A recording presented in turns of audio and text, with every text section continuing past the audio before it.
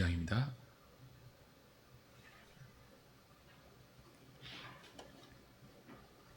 1절부터 7절까지 봅니다.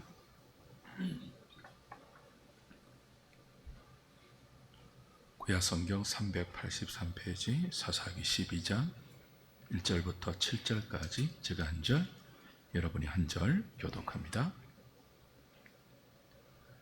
에브라임 사람들이 모여 북쪽으로 가서 입다에게 이르되 내가 암몬 자손과 싸우러 건너갈 때에 어찌하여 우리를 불러 너와 함께 가게 하지 아니하였느냐?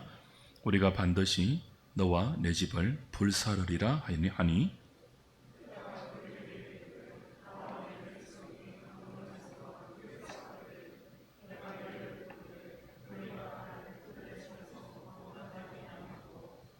나는 너희가 도와주지 아니하는 것을 보고 내 목숨을 돌보지 아니하고 건너가서 암몬 자손을 쳤더니 여호와께서 그들을 내 손에 넘겨주셨거늘 너희가 어찌하여 오늘 내게 올라와서 나와 더불어 싸우고자 하느냐 하니라.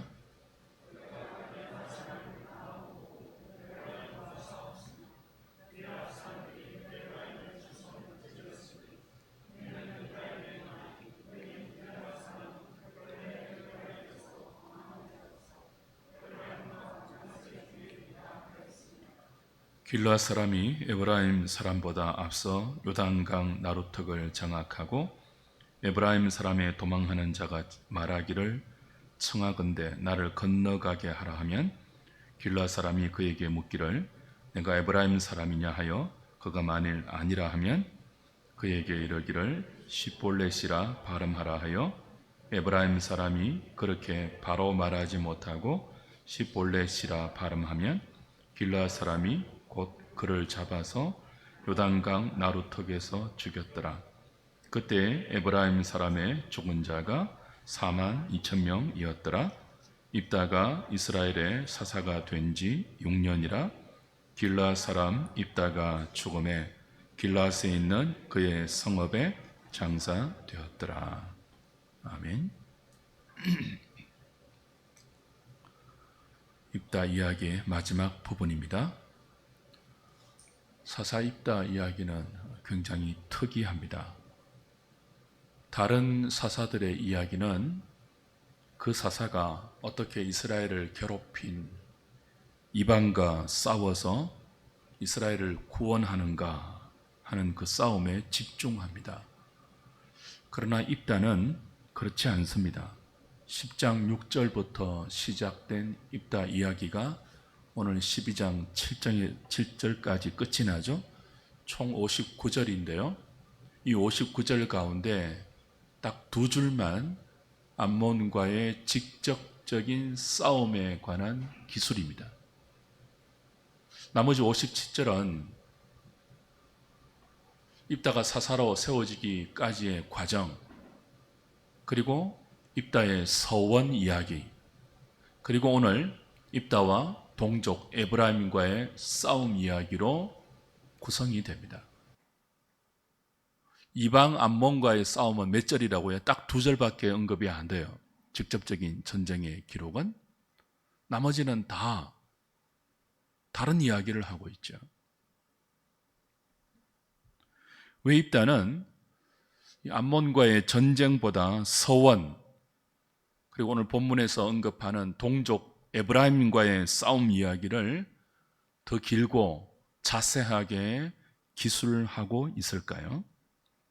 하나님께서 이 입다를 통해서 일관되게 하고 싶은 메시지가 있기 때문입니다. 그 메시지가 뭘까요? 이미 우리가 지난번에 확인한 것처럼 언약입니다. 지금 이스라엘이 언약을 버리고 언약의 하나님을 떠나서 다른 약속을 붙들고 있다는 것을 강조하는 거예요. 입다가 사사로 세워지는 과정부터 그 메시지였죠. 입다는 기생의 아들이었습니다. 그래서 동족 길르앗과 이스라엘 전체로부터 버림받은 사람이죠. 그런데 하나님은 이스라엘이 버린 입다를 세워서 그들을 구원하십니다. 이스라엘이 지금 암몬에게 18년간의 큰 고통을 당하고 있지 않습니까? 왜 고통을 당하게 되었죠? 그들이 하나님을 버렸기 때문입니다. 하나님과 맺은 언약을 헌신짝처럼 버리고 온갖 우상들을 섬기고 다른 약속을 좇았기 때문에 암몬에게 팔아서 18년 동안 고통당하게 하셨죠. 그 고통 속에 있는 이스라엘을 구원하시는 하나님의 사사가 누구라고요?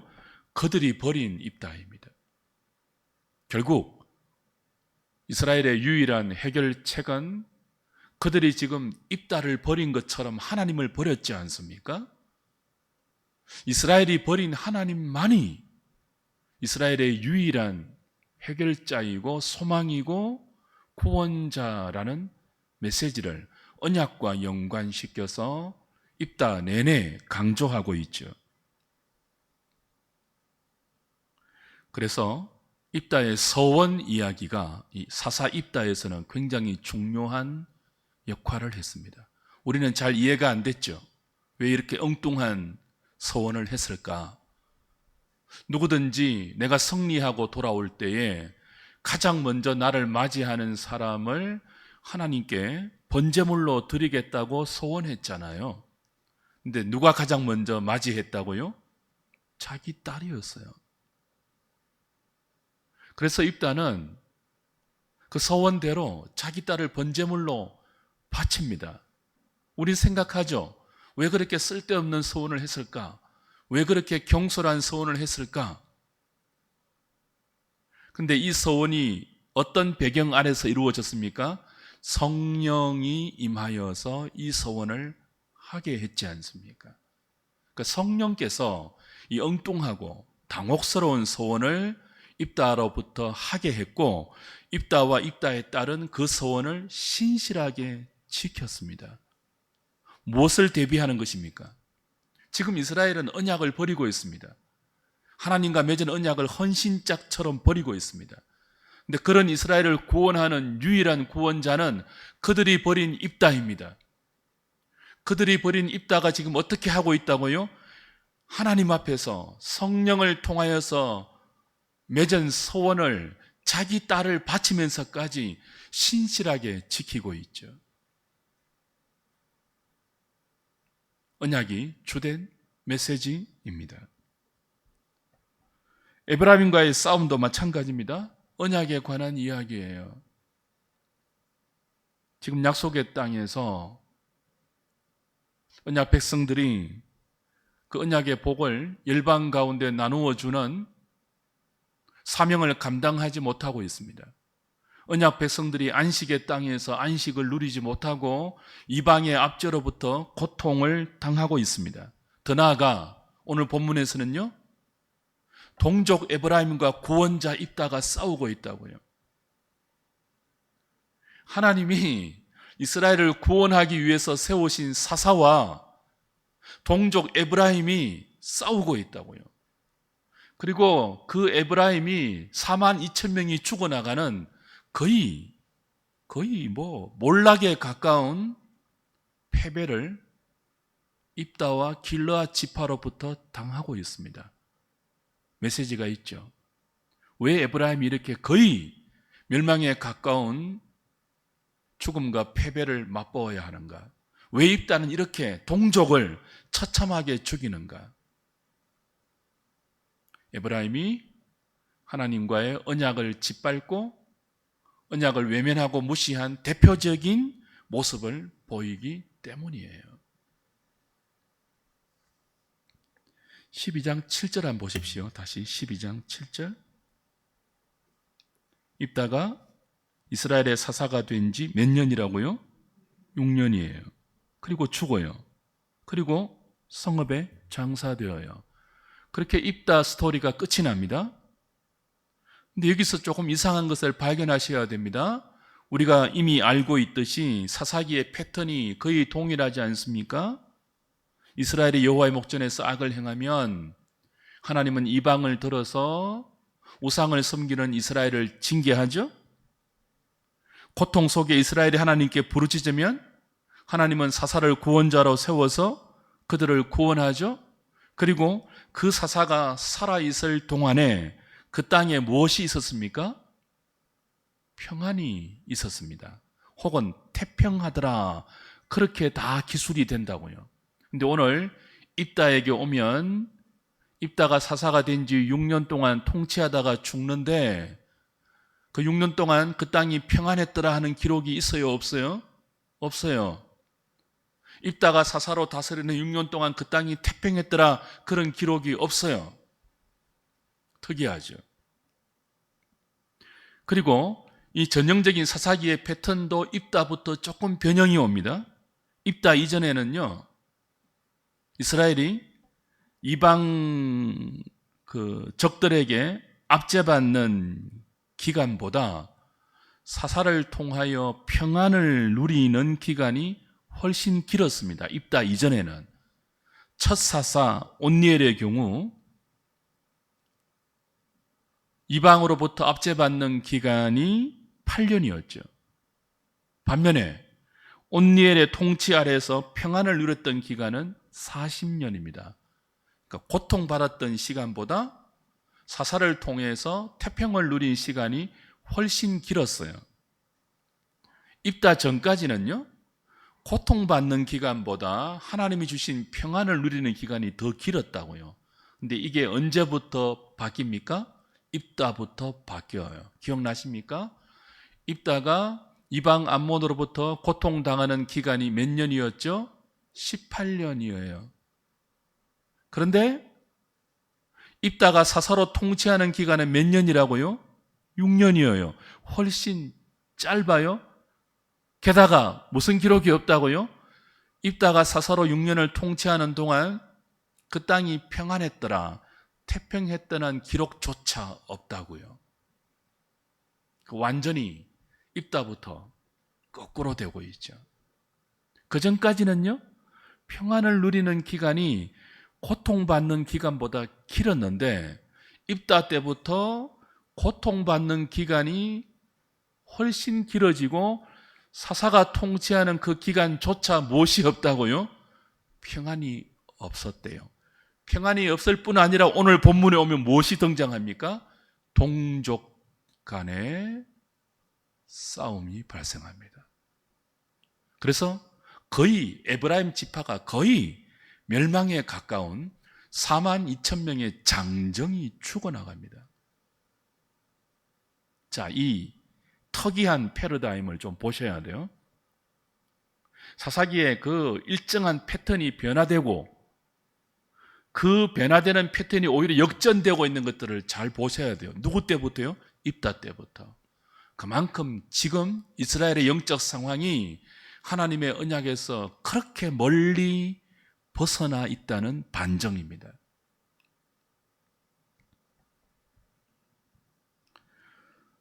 또 하나 특이한 것이 있었죠. 입다 이전에는요, 이방에게 고통받아서 이스라엘이 부르짖으면 하나님이 뭐 하셨죠? 들어주셨습니다. 그런데 입다 때부터는요, 듣지 않았습니다. 너희들이 나를 버리고 우상을 섬기고 있는데 너희들이 언약을 맺은 그 우상과 언약을 맺은 그 우상에게 지금 내게 기도하듯이 기도해 보라고 입다 때부터 하나님이 이스라엘의 고통 가운데 부르짖는 기도를 거절하세요. 두 번째 기도에 이제 비로소 응답하셔서 입다를 세우는데 그 입다가 누구였다고요? 그들이 버린 기생의 아들이었죠. 굉장히 통렬한 풍자입니다.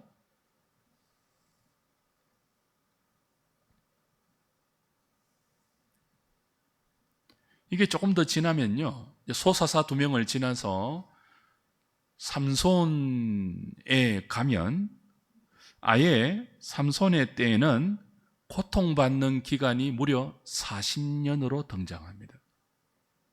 그리고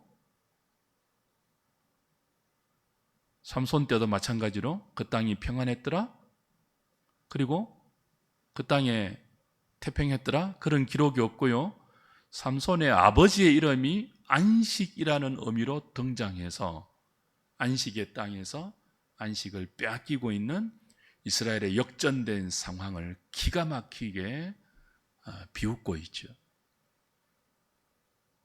결국 사사기는 갈수록 하나님이 약속하신 이 언약의 땅에서 언약의 복인 안식을 누리지 못하고 안식을 빼앗기고, 아니 안식과 정반대인 고통과 신음과 자기끼리 서로 싸우는 비참한 삶을 살게 된 이유가 무엇이냐 하는 것들을 묻고 있고, 거기에 대한 답을 언약으로 하고 있다는 거예요. 언약을 버렸기 때문이다. 답은 뭐라고요? 여전히 언약에 신실한 그들이 버린 하나님 외에는 이스라엘의 답이 없다는 것을 사사기 전체를 통해서 반증하고 있죠. 여호수아 1장 가보십시오. 약속의 땅에 들어가기 전부터 하나님 이런 약속을 주셨습니다. 여호수아 1장 6절부터 보십시오.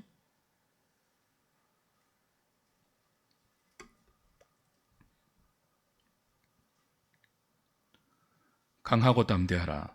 너는 내가 그들의 조상에게 맹세하여 그들에게 주리라 한 땅을 이 백성에게 차지하게 하리라.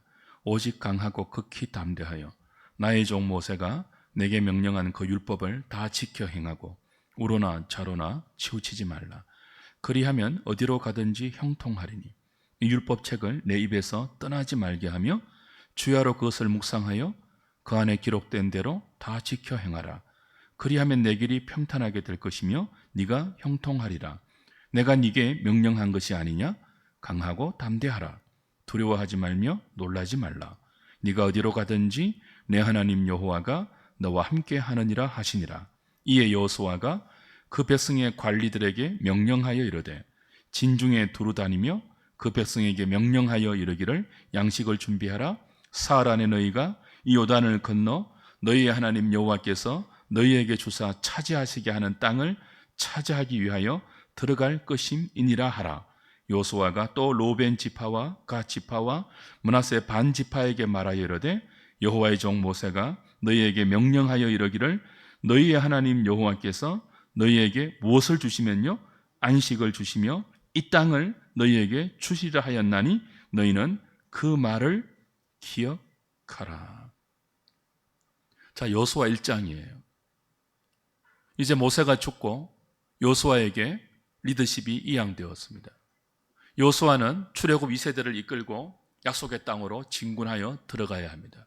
그때 하나님께서 여호수아에게 이렇게 명령하시죠. 이제 너희들이 들어가서 차지할 땅, 그 언약의 땅, 그 약속의 땅, 그 땅에서 너희들이 반드시 기억해야 할 것이 있다.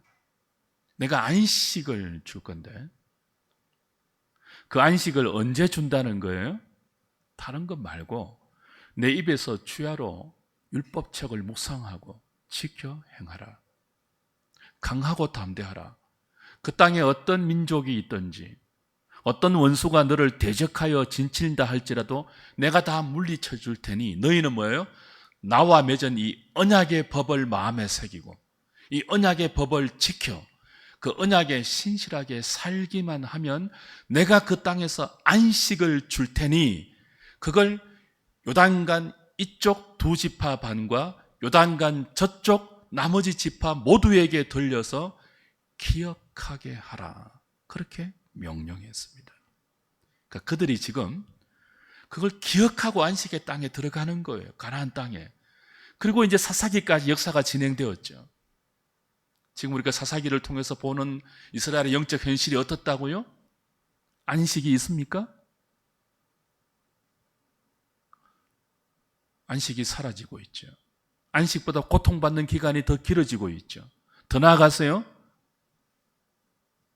그 안식을 이방에게 나누어 주어야 할 이스라엘이 자기들끼리 싸우고 있죠. 그럼 그 원인이 무엇이라고요?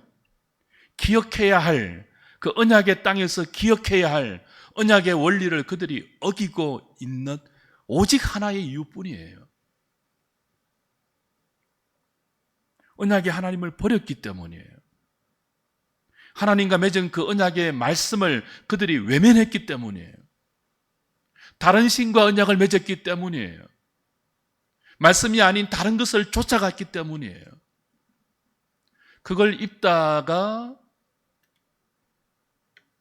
오늘 에브라임 지파를 거의 뭐 멸문에 가까울 정도로 죽임으로 역설하고 있죠. 에브라임 지파가 언약을 어기고 있는 대표적인 지파로 지금 등장하는데요. 에브라임 지파의 이 시비건은, 불평과 원망은 이번만이 아니죠. 상습적이에요. 이미 앞에 누구 때부터요? 기드온 때부터 이미 해왔던 그런 이야기 아닙니까? 기드온이 하나님의 은혜로 300 용사를 이끌고 미디안과 싸워서 이기고 돌아왔을 때, 전리품을 가지고 다 돌아왔을 때, 그때 기드온에게 시비를 건 지파가 에브라임 지파입니다. 시비 건 내용이 뭐죠? 똑같습니다. 너 왜 우리 불 부르지 않았느냐? 불렀거든요, 기드온도. 근데 그들이 안 왔잖아요, 싸움에. 이 하나님의 싸움에. 기드온이 나팔을 불었잖아요. 근데 안 왔잖아요. 왜 안 왔을까요? 승리할 거의 기미가 보이지 않았기 때문이죠. 승리할 그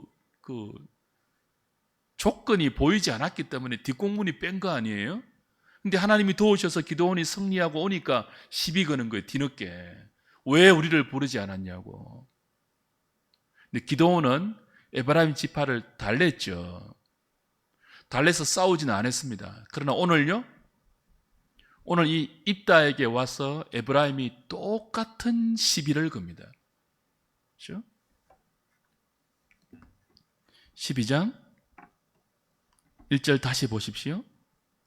에브라임 사람들이 모여 북쪽으로 가서 입다에게 이르되 네가 암몬 자손과 싸우러 건너갈 때 어찌하여 우리를 불러 너와 함께 가게 하지 아니하였느냐. 우리가 반드시 너와 내 집을 뭐 한다고요? 불사르리라. 자, 기드온에게 시비 건 것과는 비교가 안 될 정도로 훨씬 싸납고 말도 되지 않는 싸움을 걸어오죠. 너와 내 집을 다 불살하겠다. 왜 우리를 부르지 않았느냐? 싸우러 나갈 때. 왜 우리를 그렇게 대접하느냐? 너 용서하지 못한다. 나중에 4만 2천 명이 죽었다고 하는 거 보면 적어도 4만 2천 명 이상을 지금 에브라임 지파가 군사를 불러와서 입다에게 와서 이렇게 협박하는 거예요. 너 죽이겠다. 기드온에게는 이렇게까지는 하지 않았거든요. 더군다나 입다에게는요, 모욕과 조롱까지 합니다. 2절 3절 보시면, 2절 3절 4절 보면 입다가 이렇게 답을 하죠.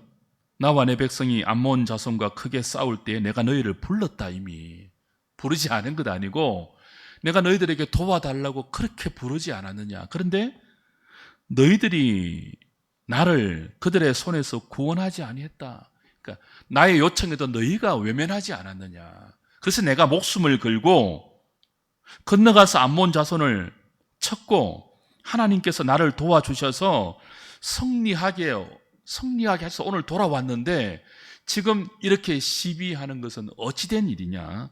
사실이 아니지 않느냐? 그런데도 에브라임이 입다와 그 가족들을 다 불태워서 죽이겠다고 길길이 날뛰니까 할 수 없이 있다가 길라 사람을 모아서 에브라임과 싸웁니다. 기드온처럼 달래서 보내지 않고 달래지지가 않거든요. 왜냐하면 이렇게까지 모욕했기 때문이에요. 4절 보세요. 입다가 길라 사람을 다 모으고 에브라임과 싸웠으며 길라 사람들이 에브라임을 쳐서 무찔렀으니 이는 이제 그 입다와 길라앗이 에브라임을 달래지 않고 에브라임과 싸워서 그들을 다 죽였는데 왜 그렇게 했느냐? 이는 because 에브라임이 이렇게 말했다는 거예요.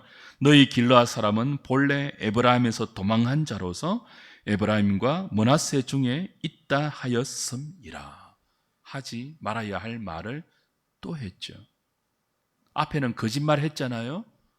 왜 우리를 부르지 않았느냐? 이 거짓말이잖아요. 불렀잖아요. 도움을 요청했는데 자신들이 안 가놓고 비겁하게 이제 와서 거짓말로 시비를 걸고 그것도 모자라. 너와 내 집을 불살라 다 죽이겠다고 협박한 것도 모자라. 이제는 뭐 한다고요? 니네들은 도망자다. 입다를 향하여, 길앗을 향하여 너희들은 도망자다. 에브라임에서 도망한 자로서 에브라임과 므낫세 중에 있다. 굉장히 모욕적인 말입니다. 도망자라는 말은 난민 뭐 그런 뜻입니다. 그러니까 좀 더 나가면 입다의 출신을 조롱하는 말이에요. 너 매춘부의 자식 아니냐. 그래서 길라 지파에게서도 쫓겨난 사람 아니냐. 쫓겨났다는 거예요. 쫓겨갔다는 말이 도망갔다는 뜻이잖아요. 너는 난민이다, 도망자다. 너 매춘부의 아들이다. 너 이스라엘 아니다. 그러니 네가 승리한 그 전리품도 우리에게 돌려라. 그런 공갈 협박이거든요. 도무지 말로 달랠 수 있는 상황이 아니에요, 지금. 기드온 때처럼 에브라임 당신들이 정말 위대한 지파입니다. 이렇게 높여주면 철회할 그런 상태가 아니라고요, 지금. 죽이겠다고 달려들고 있고 입다를 매춘부의 아들이라고 다시 모욕하고 있고 조롱하고 있으며 전쟁의 모든 전리품들을 우리 에브라임 지파에게 다 돌려라고 지금 말도 되지 않는 시비와 협박과 공갈을 하고 있는 거예요. 그래서 어쩔 수 없이 입다가 뭐 했다고요? 길라 사람, 자기 지파 사람들이죠. 길라 사람 모아서 에브라임과 싸우는 거예요. 전쟁한 거예요. 근데 하나님이 뭐예요?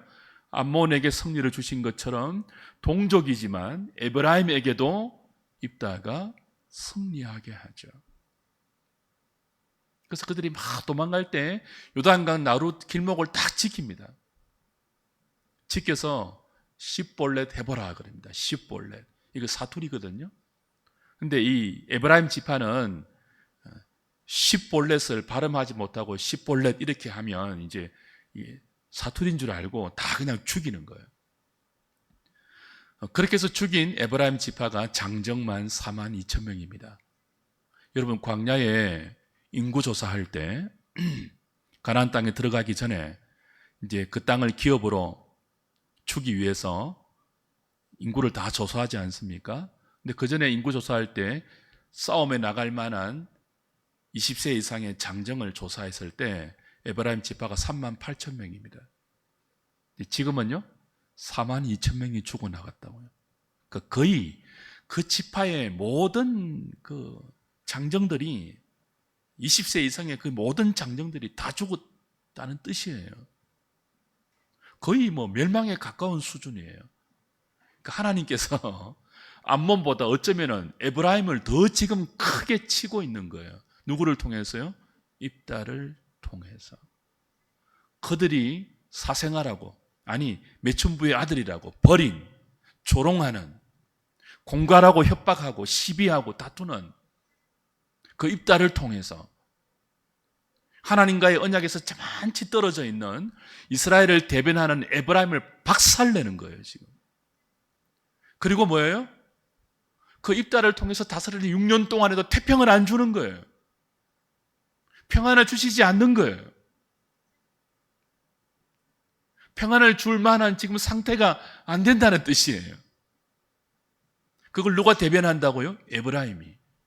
상습적으로 시비 거는, 상습적으로 불평하고 원망하고 공격하고 하나님의 언약을 그냥 헌신짝처럼 짓밟는, 이게 언약 백성이 보일 수 있는 모습이 아니잖아요. 거짓말하고. 언제 입다가 그들에게 싸우러 가자고 요청하지 않았습니까? 정말 애걸복걸할 정도로 도와달라고 요청했다고 하지 않습니까? 그런데도 그들이 도와주지 않아서 입다가 목숨을 걸고 강을 건너서 암몬과 싸웠잖아요. 그런데도 왜 부르지 않았냐고 시비 걸고 너와 내 집을 다 그냥 불태워 죽이겠다고 협박하고, 이게 어떻게 언약 백성의 모습이냐고요. 양아치, 깡패도 아니고 양아치, 정말 비겁하고 못나고 못된 그런 불신앙의 모습이죠. 이것이 지금 이스라엘의 상태라는 것입니다. 그냥 구원하고 또 평안을 주시고 또 태평하게 하시면요, 더 악화되겠죠. 그래서 이번에는 아예 태평을 주시지 않습니다.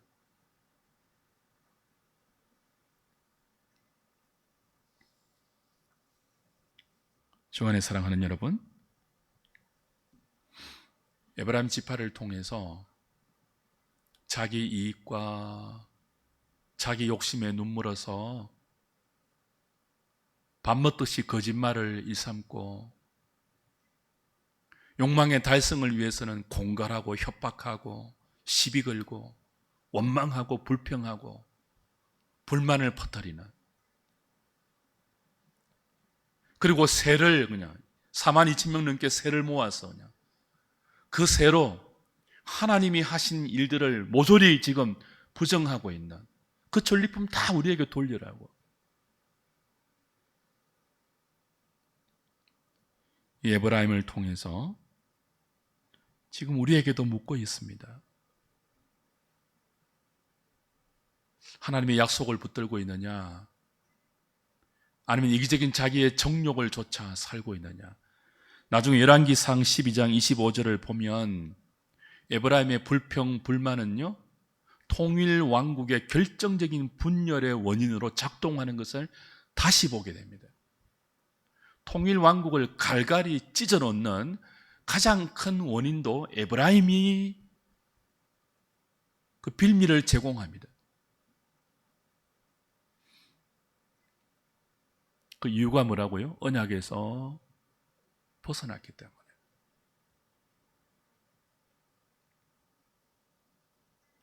그 약속의 땅에서, 안식의 땅에서 안식의 은혜와 복을 누리지 못하고 그 안식의 은혜를 이방 가운데 흘려보내지 못하고 오히려 이방으로부터 압제를 당하고, 더 나아가 동족들끼리 싸우면서 신음하는 이 모습이 왜 지금 역사 가운데 일어나느냐 하는 질문을 사사기가 우리에게 던지고 있는 거죠. 답이 뭐라고요? 언약을 차버렸기 때문이다. 또 다른 답이 뭐냐고요? 해결할 수 있는 유일한 방법은 그들이 차버린 언약의 하나님을 신실하게 붙드는 것밖에 없다. 그걸 입다가 보여주고 있는 거예요.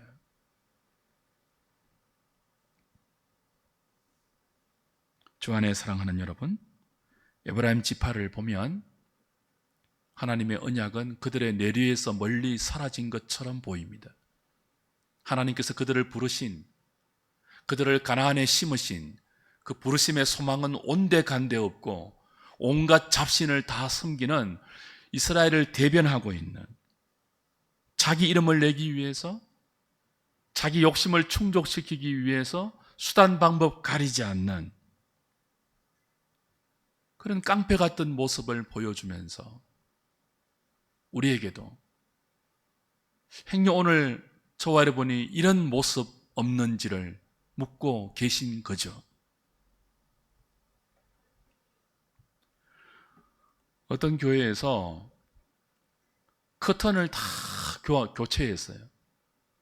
커튼이 너무 낡고 좀 이렇게 색이 바래고 그래서 커튼을 새 것으로 다 교체했어요. 예배당 분위기가 훨씬 밝아지고 깨끗해지니까 교인들이 다 좋아했습니다.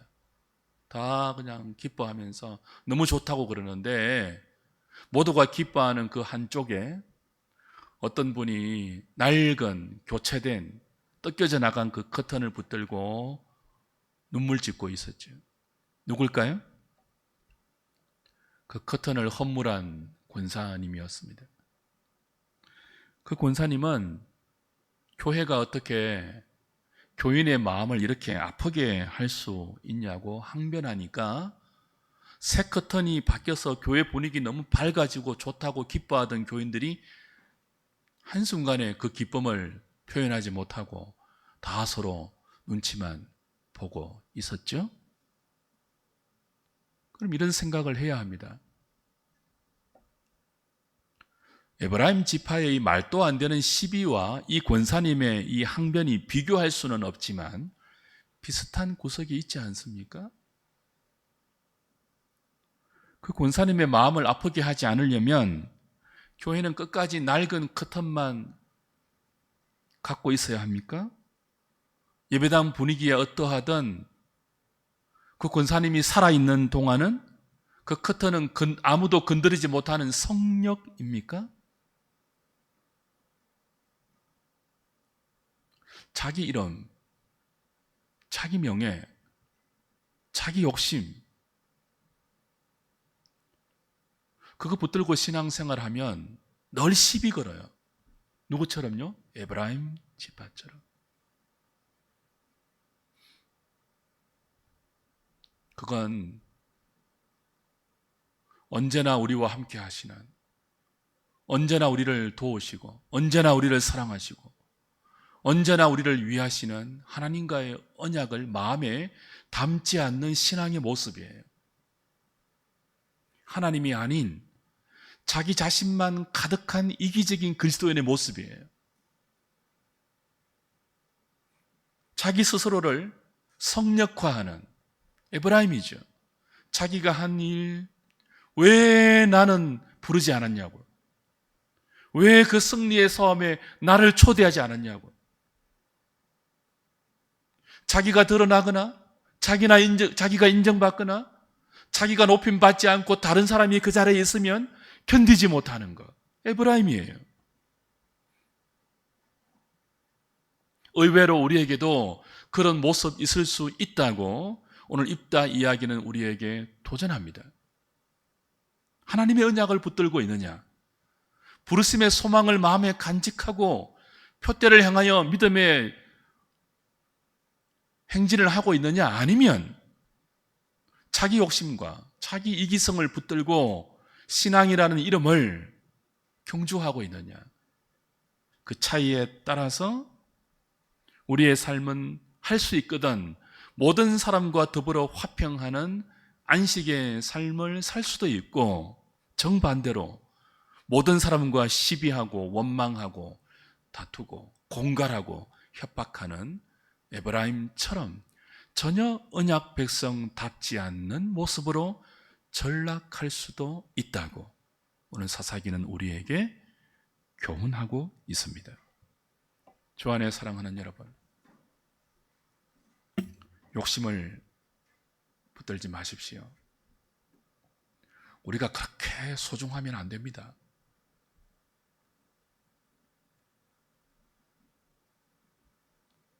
누군가가 나보다 더 인정받고, 누군가가 하나님께 사랑을 받으면 견디지 못하고, 그게 에브라임이거든요.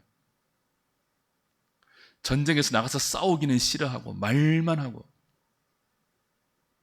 입다가 목숨을 걸고 암몬과 싸워서 하나님의 구원을 이스라엘에게 선사했는데도 시비 걸면서 왜 부르지 않았냐고, 그런 식의 모습이 우리에게 없는지를 오늘 정직하게 잘 돌아보아야 합니다. 그래서 우리의 이름과 우리의 자존심과 우리의 부질없는 욕망이 아니라 하나님의 말씀을 붙들고 신실하게 언약 백성으로 살아가겠다고 오늘 기도하고 다짐하는 저와 여러분 될 수 있기를 주님의 이름으로 부탁드립니다.